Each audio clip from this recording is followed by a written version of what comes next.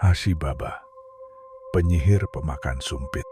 Selamat datang kembali di Bisikan Horor, tempat di mana suara-suara dari kegelapan mengalun pelan, membisikkan kisah-kisah yang mungkin lebih dari sekadar legenda. Malam ini, kita akan menyelami cerita urban legend Jepang yang jarang dibahas. Sosok menakutkan yang dikenal sebagai Hashibaba adalah wanita sumpit.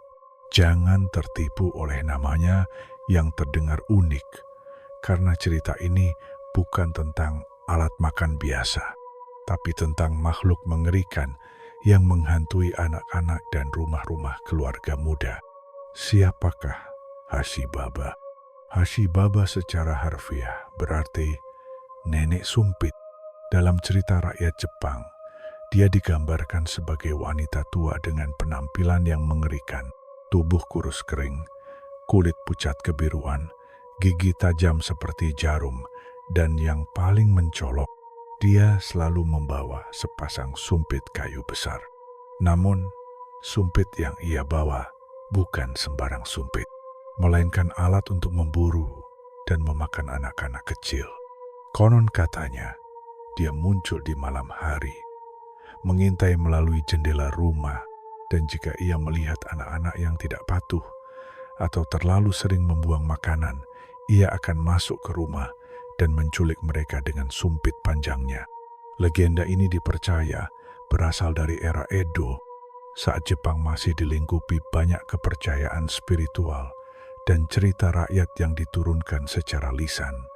Hashibaba diyakini sebagai sosok pengingat bagi anak-anak yang tidak menghargai makanan atau makan dengan cara yang tidak sopan. Masyarakat zaman dulu percaya bahwa ketika seorang anak bermain-main dengan sumpit, misalnya menusuk makanan atau menggigit sumpit, mereka akan mengundang roh Hashibaba untuk datang ke rumah. Jangan main-main dengan sumpitmu, nanti Hashibaba datang. Kalimat yang biasa digunakan orang tua Jepang dulu untuk menakuti anak-anak. Salah satu kisah paling terkenal tentang Hashibaba terjadi di wilayah Yamanashi, di mana seorang ibu tunggal melaporkan bahwa anak laki-lakinya yang berusia 6 tahun hilang secara misterius. Malam sebelum anak itu menghilang, ia terlihat makan malam sambil bermain-main dengan sumpit, mengangkatnya tinggi dan membuat suara-suara aneh. Ibunya sudah memperingatkan, tapi anak itu hanya tertawa. Beberapa jam setelah anak itu tidur, sang ibu mendengar suara ketukan aneh dari dapur, seperti suara sumpit kayu dipukul-pukulkan ke meja. Saat ia memeriksa, tidak ada siapa-siapa.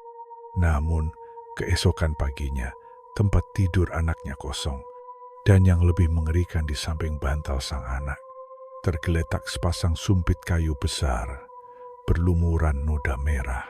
Dalam beberapa komunitas pedesaan Jepang, khususnya di daerah Tohoku dan Yamanashi, masyarakat percaya bahwa Hashibaba bisa dipanggil maupun diusir melalui serangkaian tindakan simbolik. Menurut kepercayaan lokal, ada ritual kecil yang dilakukan oleh para ibu rumah tangga saat malam hari. Menyilangkan sumpit di atas mangkuk nasi itu dianggap sebagai simbol penutup rezeki. Menaruh garam di depan pintu dan jendela juga dipercaya untuk menolak roh jahat seperti Hashibaba. Dan yang paling unik, menyembunyikan sumpit setelah makan malam. Karena konon Hashibaba hanya akan datang jika dia melihat sumpit yang dibiarkan di luar. Legenda ini begitu melekat di kalangan orang tua zaman dulu, sehingga tak jarang sumpit disimpan di tempat tertutup rapat setelah makan. Bukan hanya untuk kebersihan, tapi untuk keselamatan anak-anak mereka. Ada satu kisah menyeramkan yang juga terkenal di kalangan pendongeng urban Jepang tentang seorang gadis kecil bernama Sae yang hidup bersama neneknya di sebuah desa terpencil di prefektur Nagano. Sae dikenal sangat manja dan suka membuang makanan. Suatu hari, ia mendapatkan hadiah dari ayahnya yang bekerja di Tokyo, sepasang sumpit emas kecil yang cantik dan berkilau. Namun, sejak malam itu Sae mulai mendengar suara-suara aneh saat tidur. seperti bisikan lirih. Itu sumpitku. Kembalikan atau aku akan mengambilmu. Neneknya mengira itu hanya mimpi buruk. Tapi malam berikutnya, suara itu terdengar lebih keras. Sampai akhirnya, malam ketiga saya menghilang dari kamar tidurnya. Di lantai kamarnya, terdapat jejak sumpit panjang seperti diseret dan di sudut ruangan, sumpit emas itu telah patah dua. Meski Hashi Baba jarang muncul di media populer, seperti film atau anime, ia dianggap sebagai arketip yokai wanita yang menggabungkan unsur roh pendendam, penjaga etika makan, dan juga hukuman bagi anak-anak nakal. Hashi Baba bukan hanya sosok menyeramkan, namun juga cerminan dari nilai budaya Jepang, khususnya rasa hormat terhadap makanan dan pentingnya kesopanan di meja makan. Dalam masyarakat Jepang, sumpit bukan sekadar alat makan. Ia mengandung filosofi yang seimbang, teratur, dan terkontrol. Dan Hashi Baba hadir ketika prinsip-prinsip ini dilanggar. Meskipun Hashi Baba merupakan urban legend yang berasal dari era kuno, kisah ini tidak hilang begitu saja di tengah perkembangan zaman. Bahkan, dalam 2 dekade terakhir, nama Hashi Baba kembali muncul di berbagai forum online Jepang seperti 2 Channel, Kowabana, dan beberapa thread Reddit Jepang.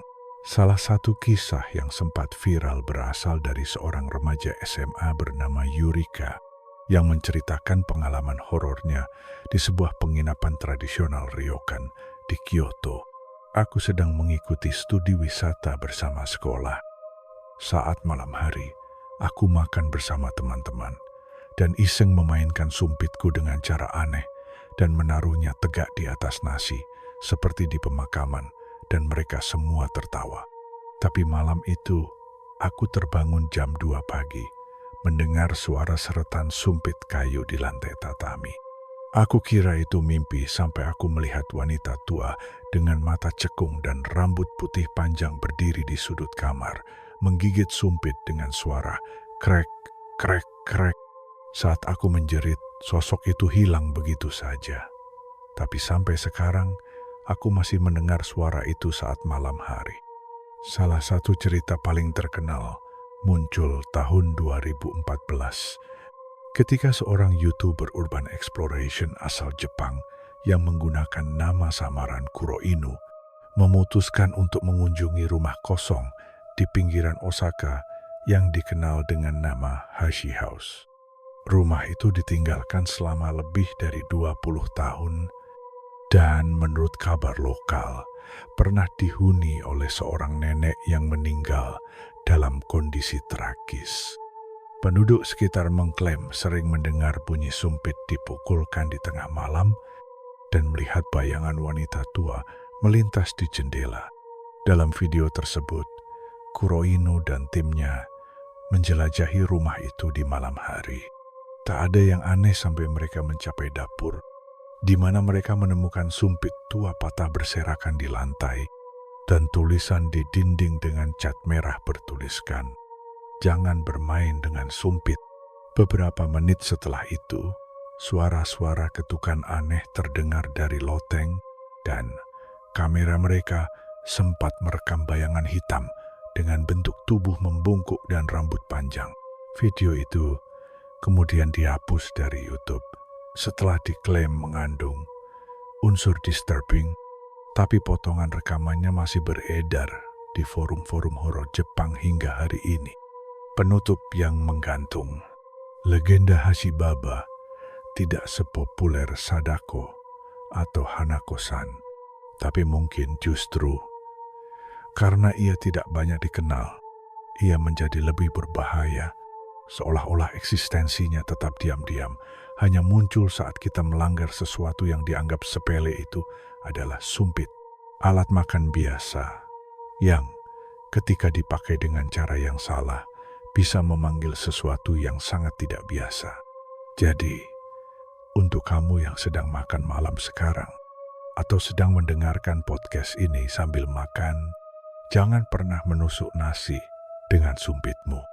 Dan yang paling penting, Jangan pernah tinggalkan sumpitmu di atas meja saat malam tiba, karena Hashi Baba mungkin sedang mengintai dari balik jendela.